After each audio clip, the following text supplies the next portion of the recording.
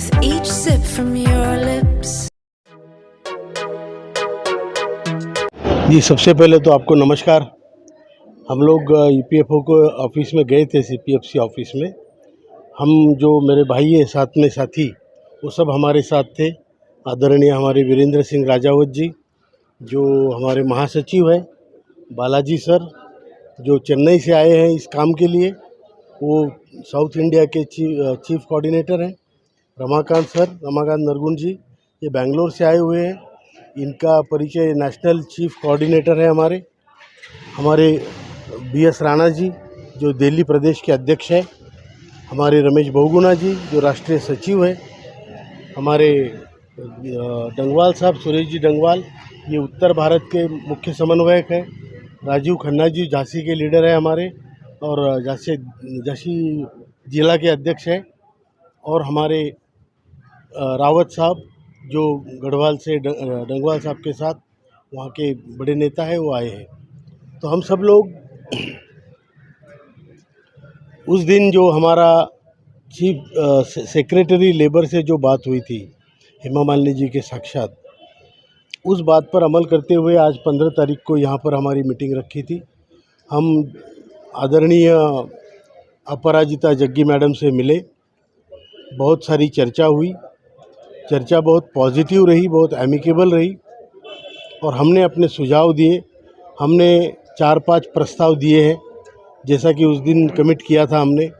उसमें हमने यही देखा कि लोगों को कम से कम 7,500 महंगाई भत्ता मिले एज ए इंटरिम रिलीफ। उन्होंने कुछ बात कही कि भाई इतना अगर नहीं हो सकता, जल्दी नहीं हो सकता, तो इंटरिम रिलीफ का क्या करें। तो हमने वो भी सुझाव दिया कि आप चाहे इंटरिम रिलीफ दें, लेकिन जो फाइनल हमारा प्रपोज़ल है 7,500 और महंगाई भत्ता का, मेडिकल फैसिलिटी का, वो कम ना हो। तो यही बात यहाँ पर हुई, बहुत एमिकेबल बात हुई। मैडम ने भी बहुत अच्छी तरह से उनकी बाजू समझाई, हमने अपना पक्ष बढ़ा।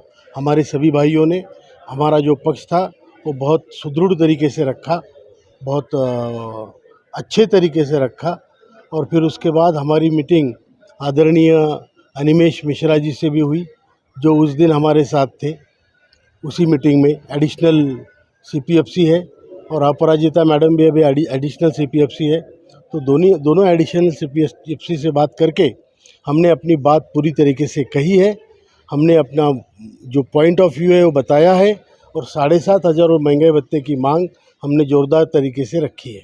सर, जब आपने ये सारे प्रपोजल आपने रखे होंगे, कई तरह से 2-3 तरह के आप लोग प्रपोजल 4 तरह के ले गए थे, किसी को उन्होंने ऐतराज़ नहीं किया डीए पे या 7,500 पे या मेडिकल पे?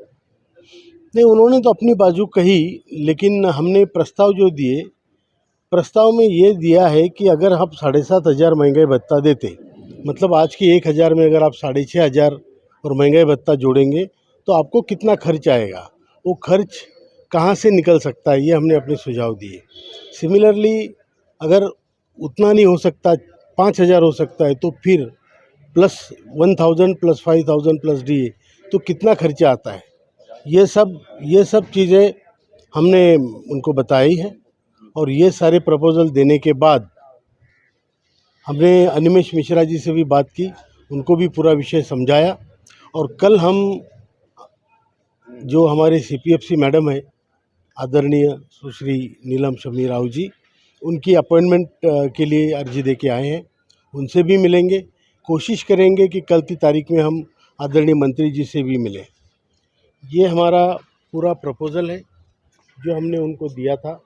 इसमें पूरी मालूमात है, पूरा विषय अच्छे तरीके से समझाया है, पूरा पावर पॉइंट प्रेजेंटेशन भी हमने वहाँ पे किया, और हमारा एक एक मुद्दे पे हमने वहाँ पे चर्चा की है। तो अभी हमें ऐसी अपेक्षा है, आशा है कि इसमें मंत्री जी के भी आशीर्वाद है, प्रधानमंत्री जी के आशीर्वाद है, हेमा मालिनी जी हमारे साथ है, सेक्रेटरी जी महोदया हमारे साथ है, सीपीएफसी है। तो काम होने में देरी नहीं लगनी चाहिए, ये हमारी अपेक्षा है। और हम शुक्रगुजार होंगे अगर सरकार हमारा काम जल्दी से जल्दी करेगी। जो आपने यहाँ पे दिया है, प्रपोजल दिया है, इस प्रपोजल पे उन्होंने मतलब सोच अपनी पूरी दिखा दी? नहीं, देखो, ये तो पहली मीटिंग थी, एक एडिशनल सीपीएफसी के लेवल की मीटिंग थी। वो अपनी तरीके से हमारे जो मुद्दे हैं, मीटिंग का जो सारांश है वो CPF से मैडम से सुबह बात करेगी, उसके बाद हम भी उनके सामने अपना पक्ष रखेंगे। अब दोबारा EPFO आने की जरूरत है? हाँ, कल हम आएंगे दोपहर को, हमने अपॉइंटमेंट शायद हमें दोपहर को मिलेगी और वहाँ आके उनसे भी हम ये चर्चा करेंगे और वहाँ से जितनी जल्दी हो सकता है तो बाय हैंड हम हमारे सालों से चली आ रही है और हम लोगों ने कईयों बार ज्ञापन दिए, धरना प्रदर्शन किए, इवन आत्मदाह का भी एक बार कार्यक्रम किया, आंदोलन आंदोलन किए और हर क्षेत्र के अपने सांसदों को और उनके प्रतिनिधियों को ज्ञापन दिया। मांग हमारी वर्षों से चली आ रही है और इसमें मेन हमारे जो कमांडर अशोक रायत और बीरेंद्र सिंह जी हैं, उनका हम लोगों को भरपूर सहयोग मिला है। इससे पहले इस EPS 95 के आंदोलन को उठाने वाले कोई नहीं थे, लेकिन कमांडर साहब और वीरेंद्र सिंह, इनकी टीम आगे आई, हम लोगों को साथ में लिया और अभी सतत प्रयास जारी हैं। आप लोग लगातार 11-12 दिनों से धरना प्रदर्शन कर रहे थे। हेमा मालिनी जी ने बुलवाया आप लोगों को 11वें दिन, उसके बाद में धरना खत्म कर दिया गया। धरना खत्म करने के बाद EPFO ऑफिस आए हुए हैं, कमिश्नर साहब से बातचीत हो रही, क्या इसमें निर्णय निकलने की उम्मीद? इसमें हम लोगों को तो पूरी पॉजिटिव उम्मीद है। अब आगे चल के श्रम मंत्रालय इसमें क्या अपनी रूपरेखा निभाता है, वित्त मंत्रालय ने कहा प्रपोजल आप बना के लाइए, हम उसको पास करेंगे। मंत्री जी ने कहा है, उसके ऊपर दबाव भी डाल रही है हेमा मालिनी जी। उम्मीद तो पूरी लग रही 100%। जी हाँ, कहीं अटकने का कुछ है भी नहीं। अब साहब वित्त मंत्रालय के ऊपर है, वित्त मंत्रालय के आदेश देता है। इससे पहले प्रधानमंत्री जी से भी मिल लिए थे 2019 में, आप लोगों ने मिला था? 2 बार हम लोगों की मुलाकात हुई, 2 बार उन्होंने हम लोगों को आश्वासन दिया और अपने सेक्रेटरी को भी उन्होंने बुला के बोला है कि इनका काम शीघ्र से शीघ्र कराया जाए। मोदी जी से क्या कहना चाहेंगे? मोदी जी से यही उम्मीद है हम लोगों की। हमारे हर रोज पेंशनर भाई मर रहे हैं, लोगों के पास खाने को नहीं है। जिस तरह से और लोगों को सुविधाएं दी जा रही हैं, हम लोगों को मेडिकल सुविधा के नाम पे आयुष्मान जैसी सुविधा भी नहीं है और धन का अभाव तो है ही है। और कई हमारे साथी ऐसे हैं जिनको कि जो 5 किलो राशन है वो भी नहीं मिल रहा है। तो कम से कम कुछ तो सरकार हमको, अभी जब तक पेंशन हमारी नहीं बढ़ा पा रही है तब तक ये सुविधाएं तो दे, राशन कार्ड की सुविधा और चिकित्सा सुविधा। इतने दिनों से जो लेट हो रहा है काम में, क्या नाम, आप लोगों का हक, आप लोगों का अधिकार, आप लोगों का जमा पैसा नहीं मिल रहा, लगातार धरना प्रदर्शन कर रहे हैं, इसमें रुकावट किससे मानते हैं आप? किसको मतलब इसका दोषी मानते हैं? इसमें मेन दोषी तो EPFO है। हाँ, मेन दोषी EPFO है और सरकार भी इस चीज़ के ऊपर विशेष ध्यान नहीं दे रही। लेकिन कमांडर साहब के प्रयासों से सरकार ने अब ध्यान देना शुरू किया है। इसलिए हम लोगों को पूर्ण आशा है कि हमारा काम शीघ्र से शीघ्र होगा। लेकिन बाबू जी, जैसे देखा जा रहा है, मतलब जो आश्वासन पे ही आश्वासन आप लोगों को दिया जा रहा है, क्या लगता है कि जो चुनाव से पहले आप लोगों की मांगे हो सकती है पूरी? देखिए, ये आश्वासन ही रहेगा? हम लोग तो उम्मीद कर रहे हैं होनी चाहिए, लेकिन अब जिस हिसाब से आपने बोला कि सरकार आश्वासन पे आश्वासन दे रही है, अब ये भी अगर आश्वासन हो जाए तो हम लोगों की बदकिस्मती है। हम लोगों के साथ ये कुठाराघात कहलाएगा। आप लोग सरकार से कोई कर्जा मांग रहे हैं क्या? या कोई सर, सरकार से हम लोग कोई कर्जा नहीं मांग रहे हैं। हम लोगों ने अपनी पूरी लाइफ में जो पैसा दिया है वो 15 से 20 लाख रुपए होता है। आज हमें उसका ब्याज भी नहीं मिल रहा। अगर उसका ब्याज जोड़ा जाए 15 से 20 लाख रुपए तो कितना बैठता है? 15 लाख का मिनिमम आप 10,000 तो बैंक में ही मिलता है। 15 लाख रुपए स्टेट बैंक में आप जमा कराओ तो 8.1 के हिसाब से 3 महीने का 30,500 रुपये मिलते हैं। आप लोगों की मांगे क्या हैं? हम लोगों की मांगे हैं 7,500 प्लस DA और चिकित्सा सुविधा। मेन मांग हम लोगों की यही है। अगर यहाँ से मतलब पास हो जाता है तो फिर आगे जो है श्रम मंत्रालय, तो क्या लगता है मतलब वहाँ भी पास हो जाएगा? होना तो चाहिए भाई, होना तो चाहिए।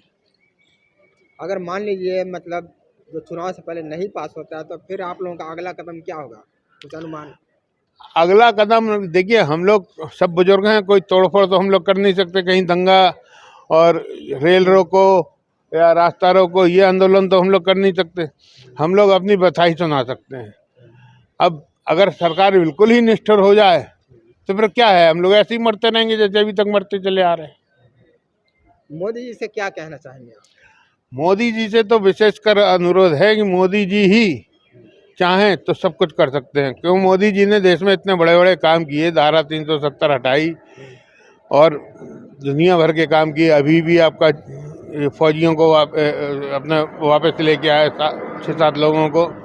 मोदी जी ने बहुत बड़े बड़े काम किए हैं, तो हम लोगों की मोदी जी यही प्रार्थना है कि ये छोटा सा काम हम लोगों का भी कर दें, तो हम लोग जिंदगी भर आभारी रहेंगे मोदी जी के। तो आप कितना चाहते हैं ताकि आपको पेंशन मिले? हमारी सिर्फ मांगे 7,500 प्लस डीए और चिकित्सा सुविधा, मेन मांग हमारी यही है। तो उससे दाल रोटी चल जाएगा, कहना मतलब? दाल रोटी सर अभी 1,000 से कम मिल रही है लोगों को पेंशन। अब आप बताइए 1,000 में क्या हो रहा है? 1,000 रुपये में 1,000 रुपये में क्या मिल रहा है आदमी को? भाई 30 रुपये किलो आटा है, तो 1,000 मेरा चौधरी पूरन सिंह, राष्ट्रीय उपाध्यक्ष मथुरा से हूँ और मैं कमांडर साहब से पहले मिला था यहाँ बीकामा प्लस पे जी। उसके बाद मैडम से मिला, अपनी जो सांसद हैं हमारी हेमा मालिनी जी माननीय, तो उन्होंने 4 मार्च को मोदी जी से हमको कमांडर साहब के साथ मिलवाया था। हर मीटिंग में कमांडर साहब का मैं साथ देता हूँ। दोबारा भी मैडम ने कमांडर साहब को और हमको मिलवाया। रामलीला ग्राउंड में भी हम मीटिंग में 2 बार आए। बाबू जी एक बात बताओ, आपने प्रधानमंत्री से बात करा दिया, हेमा मालिनी से भी बात करा दिया, रुकावट कहाँ आखिर आ रही है कार्रवाई? ये हमारी थोड़ी रुकावट ईपीएफओ आपसे आती है, आज हो सके कि हमारा काम हो जाए। ईपीएफओ की सारी मतलब अड़चने अड़ाई? हाँ, ये सही रिपोर्ट नहीं करता है? हाँ, ये सही रिपोर्ट नहीं देता है। तो कैसे मतलब लड़ाई आगे की कैसे लड़ेंगे? आज तो मीटिंग भी है, क्या नाम, कमांडर साहब ऊपर बैठे हुए, कमिश्नर मैडम से बात हो रही है। मैं भी वहीं से आ रहा हूँ। अच्छा। और कमांडर साहब की बात चल रही है, मेरा भी फोटो हुआ है वहाँ पे। अच्छा। और हल निकलेगा कुछ न कुछ, आज हमारा हल जरूर निकलेगा।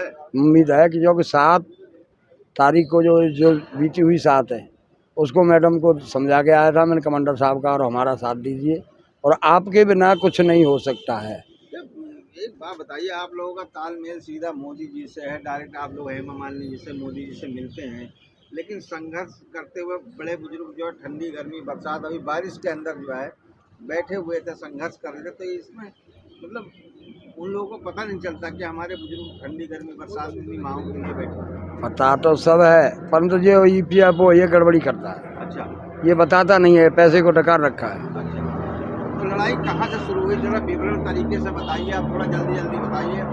लड़ाई तो इनसे जभी से हो रही है। हम यहाँ आंदोलन भी किए कमांडर साहब के साथ, नग्न आनंद आंदोलन भी किए। अच्छा। सभी किए, जो भी मीटिंग होती है कहीं भी हो, चाहे सिडनी हो चाहे महाराष्ट्र हो या कहीं भी हो, मैं जाता हूँ। और मैडम ने हमारा पूरा साथ दिया है, जो हमारे यहाँ से सांसद हैं हेमा मालिनी जी, वो पूरा साथ दे रही हैं। और अब भी उन्होंने वायदा किया है, अगर ये अब अभी काम आपका नहीं करा, आज की जो मीटिंग होनी है उसमें काम नहीं करता है तो फिर मुझे बताना, मैं फिर तीसरी बार मोदी जी से मिलवाऊंगा। लगातार आप लोग संपर्क में हो? हाँ, संपर्क में। और मोदी जी ने होता है कुछ मायने, आप ऐसा कुछ लोग कह रहे हैं कि ऐसा हो सकता है पेंशन 7500 हो जाए पर डीए नहीं अरे करेंगे, तो आगे की लड़ाई कैसे लड़ेंगे? नहीं, इनको करना पड़ेगा, सब वायदा किया है मोदी जी ने। अच्छा। उनकी गारंटी है, उन्होंने वायदा किया है इनका काम करो। अच्छा। जितेंद्र सिंह से भी कहा था अपने, जिनके पीओ हैं। अच्छा। कि इनका जल्दी से जल्दी काम कराइए, पर यहाँ ही अड़ंगा आ जाता है। अच्छा। ईपीएफओ भी आप देखो हल हो जाएगा हमारा काम। बताएं, जब पहली बार हेमा मालिनी जी के थ्रू प्रधानमंत्री से मिले थे, मोदी जी ने क्या वादा किया था? पूरा वायदा किया था कि आप मैडम जी इतने गरीब आदमियों को लाई हैं, मैं बहुत बहुत आपको धन्यवाद देता हूं और इनका काम जरूर होगा। और जितेंद्र सिंह को ऑर्डर भी किया था, उन्होंने कई आईएएसओं के संग हमारी वार्ता भी कराई थी, जिसमें कमांडर साहब भी। लेकिन एक बात बताइए, इसमें सरकार की कहीं ना बिले नहीं देगा? आप देख रहे सन 2019 में मुलाकात हुई थी, आज 24 आ गई। 24 आ गई। बताओ, बुजुर्ग जो है कई हजार बुजुर्ग तो दुनिया से ही चले गए। ईपीएफओ गड़बड़ करते रहते हैं। अच्छा। हाँ, ये गलत जानकारी? हाँ, गलत जानकारी देते हैं, जब हमारा पैसा है 9 से लाख करोड़ रुपया। अच्छा। और ये वैसे तो कहते हैं हमारे पास पैसा ही नहीं है, फाइल में जो वो करते हैं रिकॉर्ड बनाते अभी हैं। आप लोगों की प्रेजेंट टाइम पे मांग क्या क्या है अभी रखा आप लोगों ने? हमने 7,500 रुपये महीने, जिससे हमारा और हमारी घरवाली का गुजारा हो जाए। अच्छा नाती या नातनी का जन्मदिन हो उसमें एक शर्ट देने के अधिकारी बन जाए हम, और हमारा डीए लग जाए जो महंगाई के हिसाब से, और हमको एक आयुष्मान कार्ड मिल जाना चाहिए। मोदी जी से क्या कहना चाहेंगे? यही कहा था हमने जो अब आपको बताया नहीं, बोलो दोबारा बोल दो, कोई दिक्कत नहीं। कि हमारा 7.5 प्लस डीए कर दीजिए, जिससे हमारा और हमारी घरवाली का महीने भर का गुजारा हो जाए, और हम अपने नाती या नातनी की जन्मदिन में एक शर्ट भी दे सकते हैं, जिससे हमारी इज्जत हो जाए। यही बात अभी है। फिलहाल आपको कितनी पेंशन मिल रही है? मुझे 9 से 10 रुपये मिलते हैं। खर्चा गुजारा कैसे चल रहा खर्चा साहब एक छाक तो व्रत रहते हैं, है? अच्छा, एक छाक खाना खाते हैं, क्योंकि हमें खाने के लिए पैसा ही नहीं है। बेटा पीएफओ जो आपके साथ इतने दिनों से वो कर रहा है उसको क्या कहना चाहेंगे? भाई इनको करना चाहिए, इनसे कहें क्या, हम तो रिक्वेस्ट ही कर सकते हैं और कुछ नहीं कह सकते हैं। ये कहते हैं बहुत सारे क्या नाम अच्छी मैडम आई हुई कमिश्नर। नहीं, इन्होंने वायदा किया, अब भी मेरे से वायदा किया, फोटो भी लिया कि आप जाइए, आपका फोटो हो गया, आपका काम होके रहेगा। अभी मेरे से वादा किया है 2 मिनट पहले। जो अब की अगर यहाँ से इन्होंने कर भी दिया, प्रपोजल बना के दे दिया, कहीं जाके श्रम विभाग में जाके रुक गया, श्रम मंत्री आपका नहीं, श्रम मंत्री जी ने कह दिया है कि आते ही मैं इसको वित्त मंत्रालय पहुंचाऊंगा, और वित्त मंत्री जी से भी हेमा जी ने हमको मिलाया, उन्होंने आते ही कह दिया कि मैं कर दूँगा। कहने का मतलब काम हो जाएगा। हो जाएगा। 101%। हाँ, और इस आचार संहिता से पहले होने की उम्मीद पूरी